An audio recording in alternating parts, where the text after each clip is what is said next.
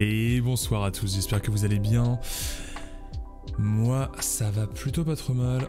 Oh là là, c'est de pire en pire les intros de youtubeurs, streamers, tout ce que vous voulez, c'est une catastrophe. Bon. On arrive pour cet épisode 8, Ocho, de Koh-Lanta, le totem maudit. Et qu'est-ce que j'en ai pensé? Bah c'était plutôt naze. Voilà. Là vraiment, on va arriver à la moitié de saison, on va arriver du coup à la réunification. Je pense qu'on va pouvoir faire, on va pouvoir commencer à faire un résumé de cette saison au final, de ce qui est en train de se passer, de si on a kiffé ou pas. Cette première moitié de saison, je pense qu'on peut dire les mots. On se fait chier. On se fait chier. Il y avait un peu d'espoir, mais comme toutes les saisons, il y a de l'espoir, mais en fait, on se fait chier, c'est plat. Et le problème, c'est que c'est pas que de la faute des candidats, c'est beaucoup de la faute de l'émission, je trouve. Et c'est très très dur. C'est vraiment dur à regarder. Et aujourd'hui, c'en est une plus grosse preuve. Après, je sais pas si c'est parce que je me suis remis dans Survivor, la saison de 42 de Survivor, et bah, je viens de la commencer, j'en suis à l'épisode 4, etc. Et que c'est d'une très bonne qualité pour le coup, c'est une très bonne saison. Du coup, de regarder tout ça en parallèle, c'est peut-être plus dur. C'est vrai que ça me fait peut-être voilà, relativiser un petit peu, mais là, cet épisode-ci de Koh-Lanta, c'est le foutage de gueule. Et encore une fois, et j'ai vraiment l'impression que Koh-Lanta n'a rien à foutre, entre guillemets, de ses fans. Parce que, pour moi, je pense qu'il y a plusieurs... je vais pas non plus dire que je suis un grand fan de Koh-Lanta. J'apprécie le show, j'aime en parler de plein de choses. Sinon, je ferais pas ce que je suis en train de faire actuellement. Mais par contre, excusez-moi, je baisse un tout petit peu la musique. Par contre, c'est vrai que les gens comme moi qui s'y intéressent un petit peu plus que juste de regarder un épisode par-ci par-là ou de regarder voilà vite fait en bouffant et en parlant en même temps osef un peu au final, c'est juste pour le show. Les gens qui essayent un peu plus de comprendre ce qui est intéressant, les enjeux, les stratégies, ce genre de choses, ou de décortiquer un peu ce bordel. Je pense vraiment qu'on se fout de notre gueule et qu'on en a rien à foutre de nous. Et je le savais déjà, c'est pas non plus, voilà, c'est un parti pris, c'est pas grave. Mais là, quand je vois ça, c'est très compliqué quand même. C'est très compliqué, pas très intéressant. C'est ça le problème. Bon. On va en reparler un petit peu plus pendant l'épisode, je vais décortiquer un petit peu tout ça. C'est Ta qui s'amuse toujours avec son faux collier. Voilà, même elle y croit pas, c'est un peu marrant à regarder, mais on en reparlera aussi de Seta. Colin et Olga qui sont en minorité, ils ont peur, c'est normal. Olga veut faire style qu'elle est sentimentale, qu'elle souffre, etc. Alors que finalement elle pense juste à une revanche. Pourquoi pas Voilà, le casting n'est pas dégueulasse. En fait, je trouve juste... Les joueurs sont pas complètement cons. Même si c'est pas des grands stratèges, ils sont pas complètement cons, loin de là. Je trouve juste qu'on les fait jouer dans un jeu pas terrible. Et tu peux être ultra bon, ultra intelligent, si le jeu est pas terrible, pas non plus faire des dingueries. Si le jeu t'encourage à faire des choses intéressantes, tu vas essayer de te transcender et de faire des choses intéressantes. Le jeu là, il t'encourage surtout pour les épreuves. Ou bon, va peut-être y avoir des moments des gens qui vont se transcender en épreuve. Mais c'est tout. C'est très basique. Très flat, comme on dirait en anglais. C'est plat quoi en fait, tout simplement, c'est fucking plat. Et ce que j'ai noté en fait aussi dans ce début d'épisode, c'est que Olga, elle se réveille et elle se dit ok, je vais me venger. Très bien. Et c'est souvent comme ça en fait dans Koh-Lanta. C'est tout le temps, presque tout le temps, dans la réaction plutôt que dans l'action. On va pas se dire ok, les mecs vont faire ça, il faut que j'agisse avant eux. Non, on va se laisser marcher dessus pour ensuite voilà, essayer de se venger. C'est très en mode non mais c'est pas moi qui ai commencé, mais du coup là j'ai le droit de faire des vacheries ou des retournements de situation parce que j'ai été trahi.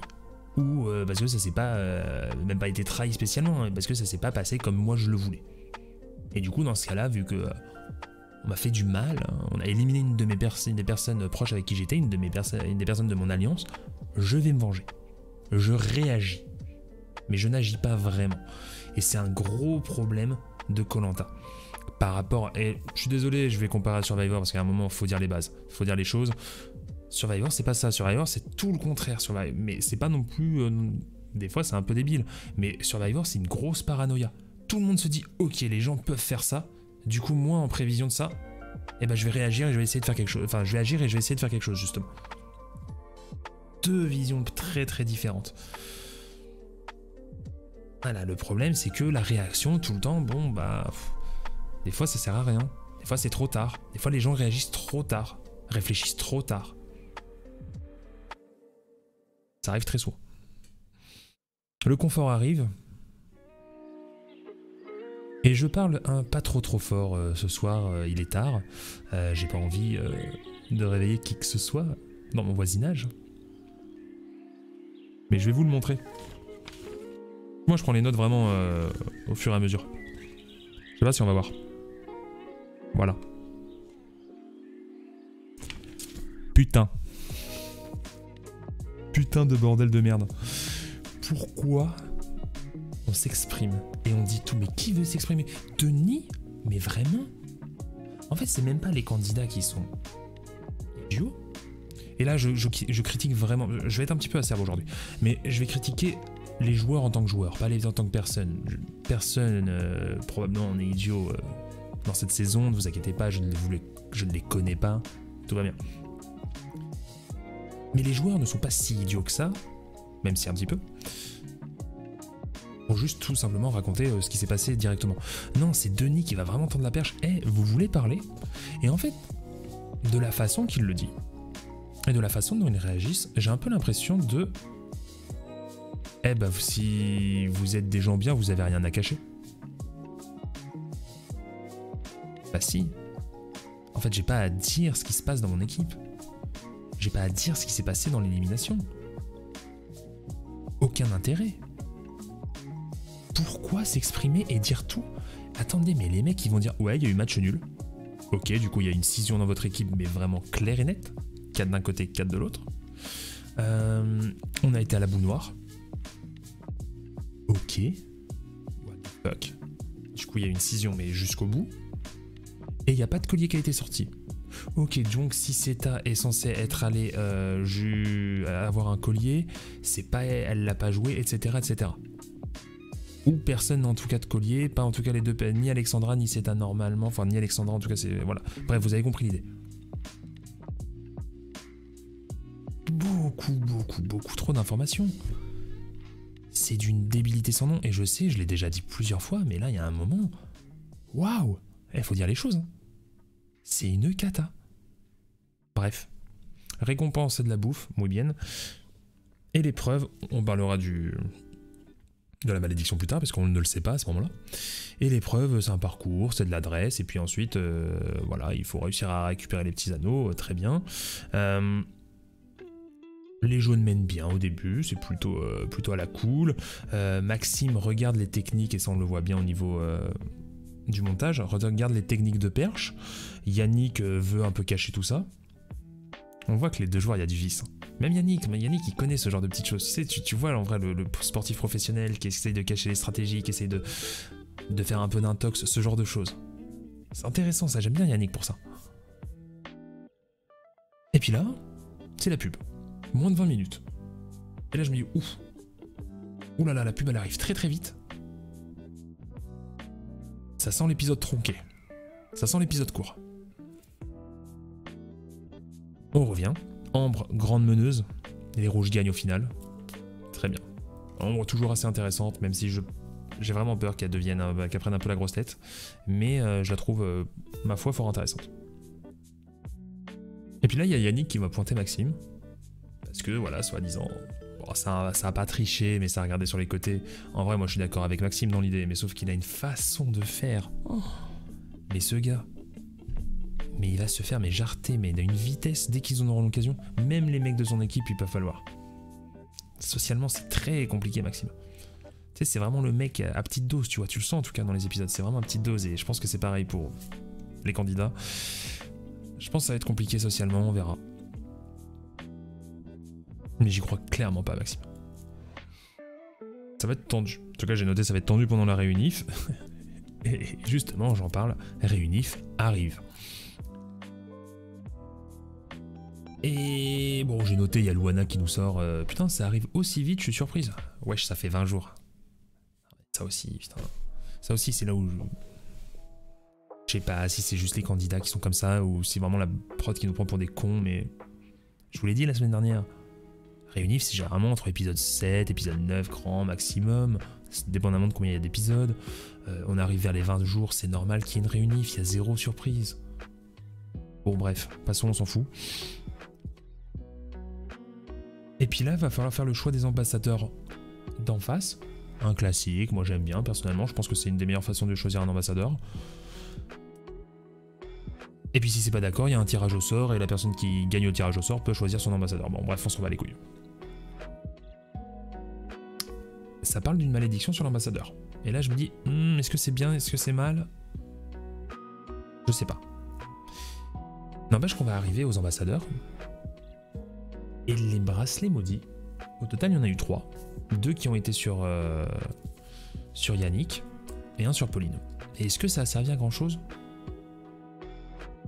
Du côté des rouges avec Pauline, ça a fait que Pauline a toujours eu peur et au début c'était possiblement une sorte de retournement de situation. Pour le premier vote c'était assez intéressant, mais finalement vu que c'est pas Pauline qui est sortie, ça a coupé court à tout. Pauline était protégée, point barre, il n'y avait plus de match. Très bien. Surtout que le retour de Stéphanie n'a servi à que dalle, c'était naze. Et du côté de Yannick, le problème c'est que Yannick chez les jaunes était beaucoup trop fort physiquement, c'était un leader dans les épreuves, quelqu'un qui avait beaucoup de charisme, qui avait des alliés, et puis le fait de l'éliminer ça faisait très peur, parce que tu l'élimines, tu te prends 2 bracelets derrière, et t'as pas envie de récupérer 2 bracelets. Du coup au final ça a limite servi de protection à Yannick. Ça aurait pu passer, ça aurait pu être intéressant, mais il s'est rien passé. Au final, du coup plutôt une déception ces bracelets, même si moi je les aimais bien. J'ai bien aimé l'idée, enfin j'ai pas trop mal aimé l'idée. Par contre en pratique finalement, bah ouais plutôt ça ramollit quoi.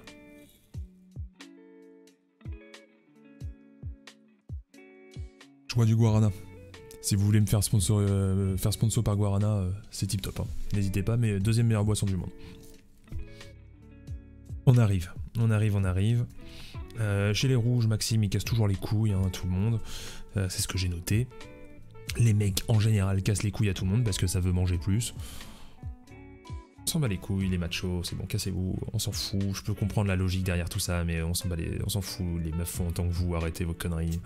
J'espère que c'est juste la fin qui les fait parler, sinon bah, qu'est-ce que tu veux que je te dise, au niveau des mœurs de Koh-Lanta des fois ça craint un peu. Les jaunes visent Luana. Et là, je me dis, est-ce que c'est vraiment le meilleur choix de Luana? C'est pas un mauvais choix. C'est vrai qu'elle a pas l'air ultra forte en négociation de base, comme ça. Elle a l'air d'être assez... Elle veut vraiment gagner dans l'idée. Elle est tryhard. Ok. Bon. Et les autres vont finalement choisir Colin. Ça se bat un peu entre Colin parce qu'il est soi-disant esselé, puis lui aussi tryhard à fond, ou Nicolas parce que comme ça on peut le rallier au vert et ça sera un futur pote. Finalement, Colin est choisi. Et puis lui, de toute façon, il voulait aller aux ambassadeurs, mais il voulait pas aller à la boule noire. Du coup, je me suis dit, bon, ça pue un peu pour les jaunes. Et puis, 19 minutes d'épisode. Hein. J'ai noté 19 minutes d'épisode avant la pub. Si j'ai bien calculé, il doit y avoir quoi, allez, 1h15 d'épisode. C'est vraiment... ouais. Je vais en parler maintenant, hein, vu qu'on est déjà en train d'en parler. 1h15 d'épisode. Pour faire un épisode où on a une épreuve et des ambassadeurs qui ne finissent même pas, mais ça on va en reparler. Est-ce que vraiment ça vaut le coup? Non, la réponse est non, c'est une question rhétorique. C'est de la merde. On pourrait raccourcir tout à fait tout ce qui vient de se passer. On n'est pas obligé de les voir en train de s'engueuler pour des patates. On n'est pas obligé de les voir négocier autant et surtout se demander ce qui va se passer aux ambassadeurs. Pour dynamiser l'épisode, faire un long épisode, un épisode, je sais pas moi, d'1h45 peut-être, 1h30, 1h45, mais dynamiser tout mettre dans un même épisode, super épisode, ça serait incroyable, bref, je sais pas. Je sais pas pourquoi ils font ça. Ça rapporte beaucoup plus de thunes? Vraiment? De mettre un épisode en plus? Ils ont vraiment besoin d'autant d'épisodes? Ils ont quand même beaucoup de candidats au final. Je sais pas. Je sais pas, je m'y connais pas assez. Mais vraiment, je trouve ça naze. Enfin, on se fait chier dessus encore, quoi, comme l'année dernière. Enfin, il y a 6 mois. Bon, Seta, elle fait croire que son collier, puisqu'elle va répondre à Anne-Sophie si je ne m'abuse, elle fait croire que son collier n'est bon que jusqu'à la réunification. Pourquoi? Vraiment pourquoi? Ça n'a pas spécialement de sens. Et en plus de ça, elle veut dire à tout le monde que finalement son collier c'était de la merde et que c'était du pipeau après la réunif. J'ai noté aussi, hein, c'est ta grande joueuse en montrant d'elle en train de jouer avec ses filles à Just Dance. Et Just Dance, à la limite, c'est mieux pour les épreuves que pour la stratégie. Hein. Je dis ça entre nous, mais bon, bref, passons. Je comprends pas trop le move de Seta. Alors en vrai, pourquoi pas? Parce que comme ça, se fera moins viser. Les autres vont pas se dire, ok, on va viser Seta parce qu'elle a un collier et en plus elle est dans l'équipe minoritaire. Elle se dit juste, en vrai, le collier, moi j'ai bluffé. Les gars, je suis nul sur les épreuves, je suis pas importante, je suis pas, voilà. Tout le monde s'en fout de moi, laissez-moi dans mon coin. En vrai, c'est peut-être pas si mal. Je sais pas si c'est pour ça qu'elle veut le faire. Si c'est le cas, tant mieux pour elle. Ça sera un bon move. Si c'est pas le cas, j'ai un peu l'impression qu'elle assume plus trop ses conneries. Beaucoup moins fun. Mais on verra. En fait, j'aimerais bien qu'on sache vraiment sa logique derrière son move. Si elle le fait vraiment, j'aimerais vraiment qu'elle nous explique. Ok, je fais ça pour me protéger. Et pas juste parce que je n'assume plus mes conneries. Espérons. Bon, Colin, il ment à son équipe pour la boule. Moi, je me dis, ça pue un petit peu. Il n'y aura plus de marche arrière si vraiment il vire un jaune. C'est foutu pour après. Luana, elle, de son côté, elle est pas chaude. Maxime, il a peur. Et c'est normal parce que déjà, tout le monde le veut le virer. Surtout Luana. Surtout les meufs. Et puis il a peur aussi du retour de Nicolas. Il se dit, Nicolas qui va prendre ma place un petit peu, tu vois, dans l'équipe, le vert que tout le monde adore parce qu'ils l'ont vu une semaine alors que moi personne ne peut me piffer en 2 semaines. Tu vois, franchement, ça pue un peu pour le Maxime. Et puis il y a Maxime et François qui mettent la full pression à Luana. Mais c'est ultra pas sympa. Ils ont zéro confiance en elle et tout. Ils disent, faut pas que tu te foires, t'es la chef et tout, putain. La vache. Excusez-moi les gars, c'est la chef quand ça vous arrange, hein. Pendant les conseils et tout en mode ouais non mais moi je pense que François ça pourrait être un très bon chef. Oh, alors là t'inquiète pas que le François il a ouais non mais moi je peux être un très bon chef hein, sur les épreuves. Ambre non, Ambre la petite Dénette elle va être que dalle de chef. Alors là par contre quand faut aller au conseil, c'est toi la chef hein, tu gères hein, tu nous vires pas. Ah wesh. Pas terrible, pas terrible, pas très élégant. Et puis, je me suis rappelé à ce moment-là que Mocolin allait avoir une malédiction. Et sa malédiction, c'est que s'il part à la boule noire, il aura 66% de chance de tomber sur la boule noire. Alors, je suis pas totalement sûr que ça soit 66% de chance, parce que du coup, il y a les pourcentages de chance aussi que Luana prenne la boule blanche, etc., qui doivent s'accumuler. En vrai, les pourcentages, c'est pas si évident. Au début, ça va, c'est assez simple, mais avec ce genre de choses... ça va se compliquer un petit peu, mais bon, admettons. 66% de chance que 2 chances sur 3 qui tombent sur la boule noire. C'est ça son totem. C'est de la merde parce que c'est pas si impactant que ça l'est, mais je sais pas. 2, c'est de la merde aussi parce que ça lui met une balle dans le pied pour les négociations, ce qui est pas très intéressant. Les négociations, c'est généralement cool, c'est ce qu'on adore dans Koh-Lanta, c'est ce qu'on adore, c'est les ambassadeurs. On n'a pas eu de très bons ambassadeurs dernièrement. Spoiler alert, ceux-là sont un petit peu intéressants, mais bon, on y arrive. Je me suis aussi demandé si c'était collectif. Enfin, c'était un totem maudit collectif, individuel et collectif, mais collectif parce que du coup, ça allait être plus dur de les défendre, les jaunes. Je suppose, sinon je vois pas trop le rapport. Et puis ça va parler, du coup, voilà, Luana va viser, ouais, mais Alexandra... c'était un peu choquant qu'elle parte, vous êtes vraiment si soudés que ça et tout, les deux en fait c'est des méga têtes de mule, c'est à qui aura la plus grosse. Non mais c'est trop bien dans mon équipe, j'adore toute mon équipe, Ouais, moi aussi. Ouais, moi je vais à la boule noire. Ouais, moi aussi. Ok. Colin il joue sur l'infériorité numérique. Ouais, mais nous on est moins. Et puis les deux ils font ouais non mais t'inquiète pas, si tu votes avec moi, si tu votes dans ton équipe, je te vire pas. Et puis moi je te jure. Ouais mais moi je peux pas te faire confiance. Et puis ça continue à bluffer. Non mais t'inquiète, moi je suis un fou, je vais à la boule noire. Et cette façon de jouer de Colin, c'est un peu une façon... Enfin moi je m'étais toujours dit, si je vais au boule noire, je jouerai un peu de cette façon-là. Je dis pas non plus exactement tout, on sait jamais. Mais en tout cas, je me suis toujours dit, j'irai YOLO. Vraiment YOLO, mais le mec qui fait style, je m'en bats les couilles. Moi, ma vie, enfin... je suis là pour faire le gueudin. Tu vois? Non, mais vous avez pas compris en fait, mais moi je suis un gueudin. Et c'est comment il joue. Et j'aime bien, mais sauf que bah... t'as un peu l'impression que Luana, et aussi Colin, mais c'est un peu en mode, non, mais je lâcherai pas. Je suis trop fier. Et aucun des deux voulait aller à la boule noire.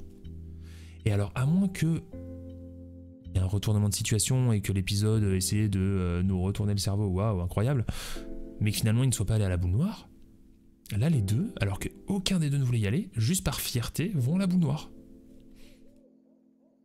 Trop bizarre. Vraiment, c'est trop bizarre. Le bluff qui va trop loin. T'as trop l'impression que c'est les Anglais, tu sais. Ouais, on a voté pour le Brexit. Comment ça s'est passé? Oh merde, putain. Bah là, c'est pareil, c'est en mode... Ouais, non, mais je vais à la boule noire. Attends, mais on va vraiment à la boule noire, là? Oh merde. Oh putain. Oh la connerie. T'as trop l'impression que c'est ça? Je comprends pas. Je comprends pas qu'il y ait personne qui se soit dit avant de partir, ok, si jamais ça va à la boule noire, il faut que j'arrive à m'en sortir comme ça. Il faut que j'arrive à te virer un de mes gars comme ça, en passant pas trop pour un connard. Là, non. À moins qu'encore une fois, il y ait un retournement de situation, qu'on attende que Denis vienne, et ensuite il y a Colin qui fasse non, mais en fait je déconne, vas-y, on élimine un jaune. Mais de toute façon, on ne le saura pas avant la semaine prochaine, parce que c'est la douille. Parce que maintenant, c'est même plus après... Enfin, je sais plus quoi dire. Vraiment, je sais pas quoi dire. Ça me fait chier. Mais c'est le vieux cliffhanger de Lost en 2004 qui nous dit au prochain épisode, vous verrez. Mais non, mais les gars... On a pas... Alors déjà, on se fout de notre gueule parce qu'on coupe un épisode en deux. On commence à avoir l'habitude. C'est pas comme si déjà les épisodes de Koh-Lanta étaient longs. Et de deux, on nous montre rien. On nous montre rien pour nous donner envie de revenir la semaine prochaine. Mais on en est à ce niveau-là dans Koh-Lanta, sans déconner. On en est à ce niveau-là de désespoir de la saison et de l'émission qu'on nous dise comment est-ce qu'on fait pour qu'ils reviennent? Eh ben on va mettre pas de résultat et comme ça ils reviendront pour savoir qui c'est qui part. Parce qu'en fait probablement c'est juste pas très fun de savoir qui c'est qui va partir et peut-être que le reste de l'épisode va pas être très fun et pour nous donner envie de revenir, eh ben on nous met juste ça. Mais au final, moi personnellement j'ai juste l'impression qu'on prend vraiment pour un con. Et Survivor des fois aussi, ou plein d'autres choses peuvent nous prendre pour des cons, mais j'assume et j'accepte. Un film d'horreur me prend pour un con des fois.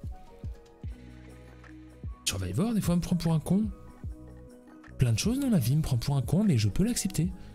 Et que Koh-Lanta continue éperdument à nous prendre pour des cons, et de pire en pire, alors que déjà il y a beaucoup de gens qui ont gueulé, c'est là où je me dis, Koh-Lanta n'en a rien à foutre de ses fans, n'en a rien à foutre des gens qui parlent sur Twitter, n'en a rien à foutre des gens qui font des vidéos, fassent réagir, voilà les personnes beaucoup plus importantes que moi dans ce milieu-là, mais les personnes qui font vivre un petit peu Koh-Lanta hors de Koh-Lanta, ils en ont rien à foutre, parce que on se fout de notre gueule.